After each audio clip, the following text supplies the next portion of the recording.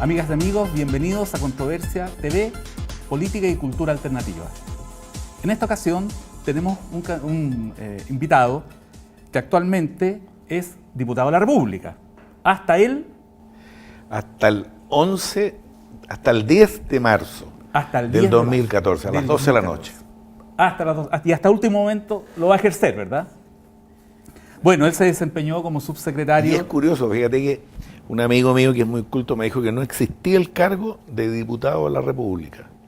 Los senadores son senadores de la República. Los diputados son diputados en el caso mío, por Santiago al Congreso Nacional.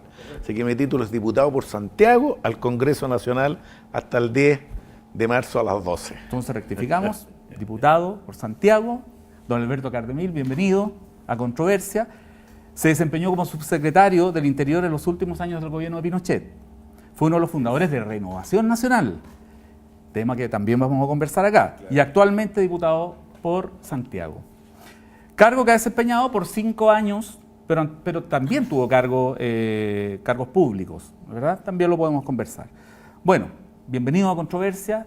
Es un programa muy distendido, pensamos que lo pasemos bien, pero hablemos de temas que para nosotros son fundamentales, porque lo que buscamos es aportar una corriente opinión alternativa, nacional y popular.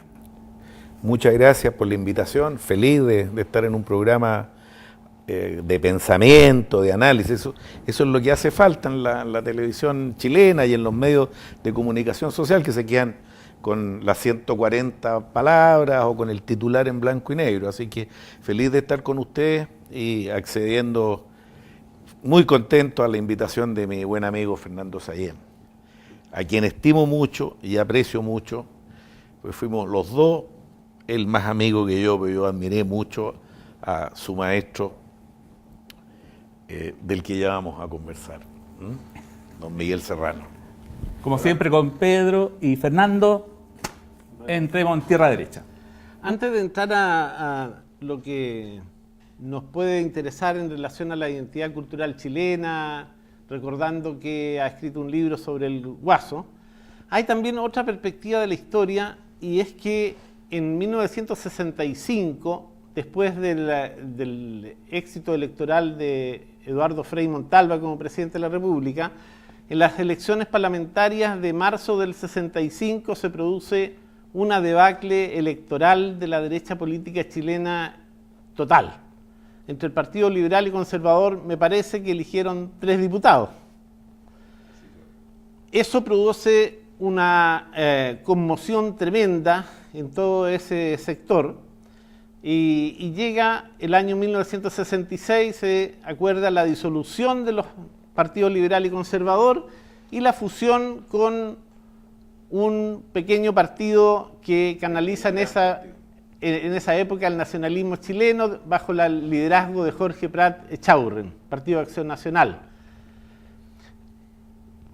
¿Qué paralelismo se puede establecer entre esa situación del 65 y esta situación del 2013, en que también, si bien no tan estruendosa, pero hay una debacle electoral de la derecha política chilena? Quizás a diferencia de esa época en que había un partido renovador como era Acción Nacional, que si bien no aportó gran cantidad de votos, sí aportó mucha dirigencia al naciente Partido Nacional. Quizás eso es una diferencia que existe actualmente, en que no hay ningún partido nacionalista. Bueno, son súper profundas las preguntas y tienen un preámbulo. Yo me formé en la idea del valor del concepto de lo nacional. Por eso entré en política. La nación como una unidad de destino en lo universal, como una comunidad de origen y destino, y un Estado constituido en esa nación para gestionar su bien común. Yo creo, en primer lugar, que esa idea todavía vale. Yo creo que la gran tentación es negar la potencialidad de esa idea. Yo creo que eso vale. Y en segundo lugar, y voy a aterrizar a la pregunta, También un viejo maestro mío me decía que, como en toda comunidad, en una nación hay fuerzas centrípetas y fuerzas centrífugas, y es una permanente tensión entre esas dos fuerzas, sus momentos históricos pueden ser analizados con esa variable. Y yo creo que eso también es cierto. Entonces voy a partir de ahí, quiero decir que la época que usted recuerda, a mi juicio, me recuerda mucho, es muy buena para hacer una analogía histórica de la fecha que estamos viviendo y de los años que vienen. Y curioso como se repiten los ciclos históricos, ¿no? Estamos hablando de 1964, de hace 50 años justo. Los ciclos en Chile son de aproximadamente 50 años. En Francia son un poco más cerca, bien parecida la historia política chilena a la francesa, ¿no? Es un país que son más rápidas las cosas, aquí son 50 años. Y mire que es parecido, ¿no? Una derrota de la derecha que estaba gobernando, una derrota de Alessandri que no puede elegir a su sucesor. Enredo en la elección de su sucesor, ¿no? La derecha había proclamado a Julio Durán, ¿eh? Después, a raíz de que pierde una elección de este porte, me recordé yo de las primarias, el candidato renuncia, se va, ¿eh? Y entonces la derecha atina a apoyar a Frey, que dice que no va a mover una coma de su programa ni por 1 millón de votos. Así que voten por él si quieren y si no, no. Entonces, la derecha derrotada, confundida, complicada, un auge de la izquierda de la época, que era visible. Ya aparecen las concepciones globalizantes de que hablábamos, ¿no es cierto? Las recetas, la revolución en libertad, la revolución con empanadas y vino tinto, la revolución del socialismo comunitario, del comunitarismo, la socialista marxista, ya empiezan esos auges. Una derecha perdida, confundida. Una aspiración general vaga a la reforma, todos querían reforma, ¿no? Una concentración de todos los esfuerzos en la reforma agraria, ese fue la gran palanca, ¿no es cierto?, para derrotar a la burguesía de la época. Yo encuentro que esa época es... Bueno, y después un presidente que tampoco puede elegir a su sucesor, que le termina entregando el poder a un presidente marxista. Y que pasa a ser el opositor número 1 al día siguiente. Yo creo que esta época es súper parecida. O sea, yo veo también una derecha confundida, con una sensación de derrota. Veo los mismos concepciones globalizantes, no las mismas, pero la misma jeringa con distintos hitos, que yo creo que ahora tienen un carácter más bien anarquista las luchas. Veo también un vector ahí, que es la reforma educacional, que es como la reforma agraria de la época. Veo una aspiración vaga a la reforma igual, y espero que el desenlace no sea lo mismo. Espero que los países hayan aprendido la lección. Yo creo que en esa época la clase política fracasó definitivamente. Hubo que llamar a las Fuerzas Armadas el año 70 a que rearmaran el país, y eso fue un clamor universal. Ahora no van a estar las Fuerzas Armadas, no creo que nadie las vaya a llamar. En segundo lugar, si las llaman nadie va a contestar. Y yo espero que los políticos estén a la altura, y espero que la derecha atine. Recién empezó a atinar en esa época, en el año 71, cuando creó la Unión Nacional, el Partido Nacional. Y yo creo que hay elementos nacionalistas presentes. El 66. Cuando se unen, porque Acción Nacional presiona hacia la unidad, don Jorge. Yo llegué a la política en ese grupo, en esa línea.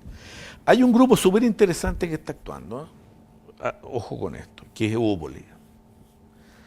Yo he conversado harto con ellos, son cabros jóvenes, muy desilusionados de la política tradicional y que a mi juicio pueden desarrollarse en la línea de lo que fue la acción nacional de la época. Y eso, perdón, para terminar, ¿y eso puede implicar la disolución de la UDI y de RN?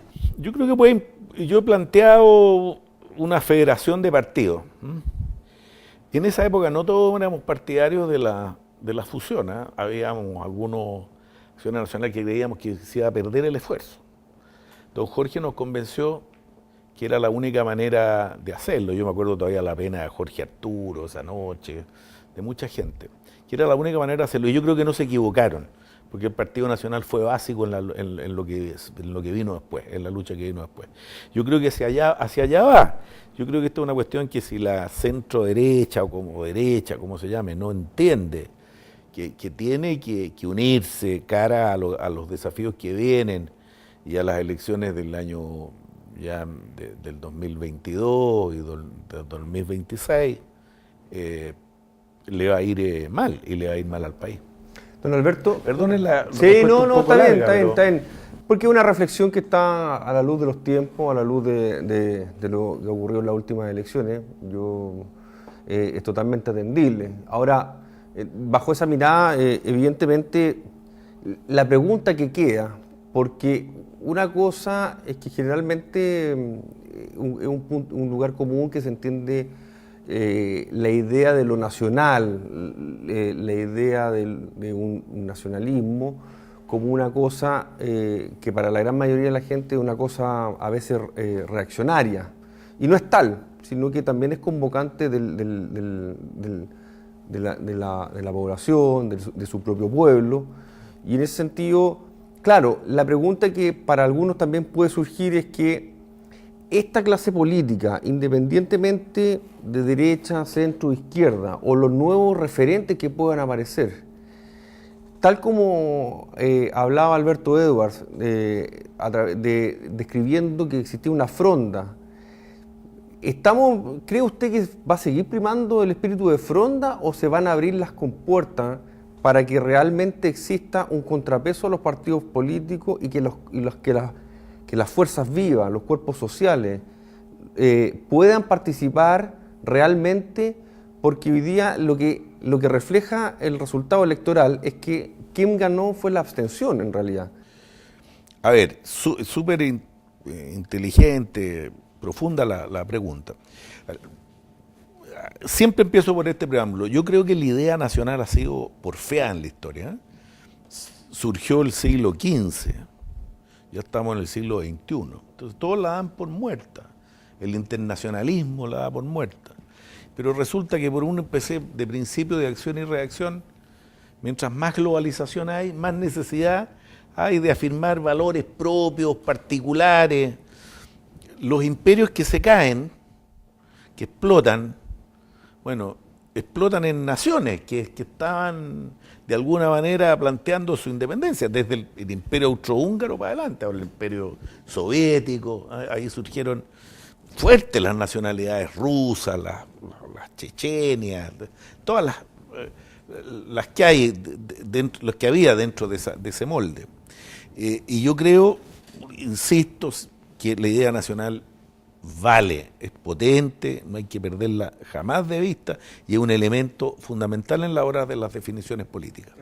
Respecto de esto, yo creo que tú tienes mucha razón y si ustedes se fijan en el duopolio vigente, ninguno de los dos grandes conglomerados habla de la reforma al Estado más importante que hay que hacer, que es de la reforma regionalizadora.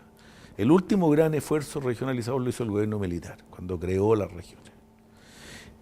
No se habla a la hora, o sea, la reforma del Estado y una reforma constitucional debiera partir por ahí. Eso sí que le daría al país, le devolvería al país real el poder en la región. Chile pudiera lograr el desarrollo pleno el 2018 y entre los cuellos de botella que tiene está el absoluto centralismo en la toma de decisiones, en el capital social. Esa es una reforma desliberalizadora, que robustece la nacionalidad por la vía de afirmar a las comunidades de base regionales. Eso es súper importante. Y ahí yo haría la fuerza. Yo creo que ese es un programa para un nacionalismo siglo XXI. Regionalización, estudiarla, verla, ir a fondo en esa materia reformista. Alberto, a propósito de lo que usted señala respecto de este boceto histórico del año 66 en adelante del Partido Nacional, de cómo aportó luego del golpe de Estado como estructura orgánica y se pudo rearmar el aparataje del Estado, ¿no le resulta contradictorio que con esta mirada nacional o esta mirada nacionalista, a partir ya del 75, 1976, 77, las Fuerzas Armadas le pasan literalmente la economía del país a los Chicago Boys?